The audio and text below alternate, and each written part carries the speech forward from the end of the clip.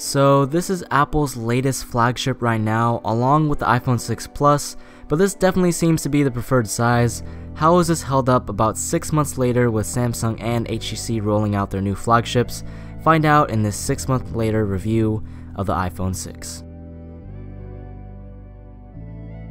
So starting off with the design, what can we expect from Apple? You always know that they're going to be bringing some awesome high quality look and feel to their phones like they always have. Apple is set to be the first trillion-dollar company, and there is a reason why. Their phones just feel great in the hand and just looks really nice. There are a lot of different opinions on how the bands look on the iPhone, but to me, it looks just fine. Also, a major problem to people was that the device is very slippery, but that is nothing a skin or a case can't fix. This iPhone is a couple months old and has held up pretty well. Haven't had a case on it, but still the phone looks new.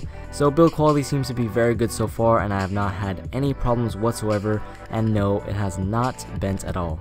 Another big thing to talk about is just how thin this phone is. At about 6.9 millimeters thin, the iPhone 6 is still one of the thinnest phones on the market 6 months after its release. It makes the phone look very sleek and appealing, and since it's so thin, it is also very light. The phone is also supporting a 4.7-inch IPS display with a resolution of 1334 by 750 and a PPI of 326.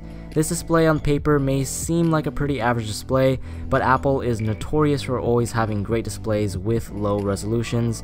You could get a great viewing angles and vibrant colors, and it can fool me for a 1080p phone, but the display on the iPhone 6 is definitely not the best display out there, especially with all these Quad HD phones coming out. A big design flaw by Apple is that protruding camera on the back of the iPhone 6.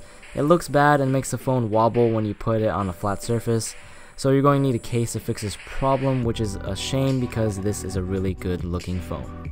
So most of you already know the specs, but to briefly go over them, the iPhone 6 is packing a 1.4 GHz dual-core processor with the A8 chipset, as well as only 1 GB of RAM. Again, the phone specs are nothing compared to today's other flagships, but the iPhone 6 does impress me with its performance.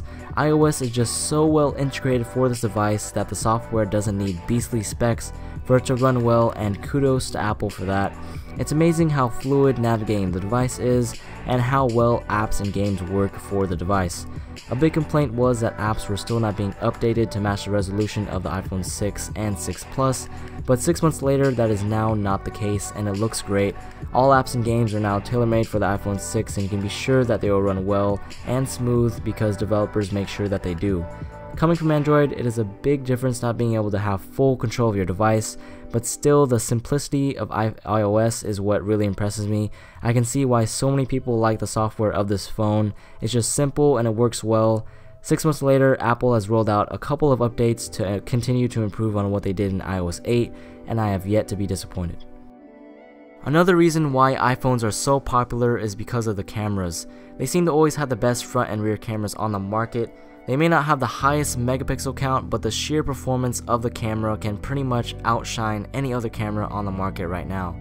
A big reason for that is that iPhones have amazing image processing. Once you click that button, it instantly snaps and processes that picture with little to no delay. Really great for taking pictures on the fly.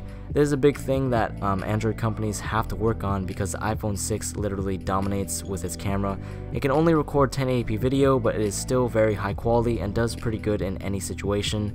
The slow-mo feature is also pretty popular among users, and now the camera is able to capture 720p video at 240 FPS, which allows you to create some really cool shots.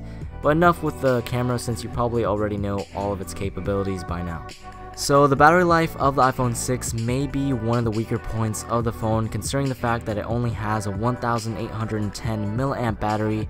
As usual, it is also non-removable, so you won't be able to replace the battery, but still you should be able to get a full day with moderate usage. Anyways, thanks for watching this 6 month later review of the iPhone 6. If you liked the video, please make sure to hit that like button as well as subscribe.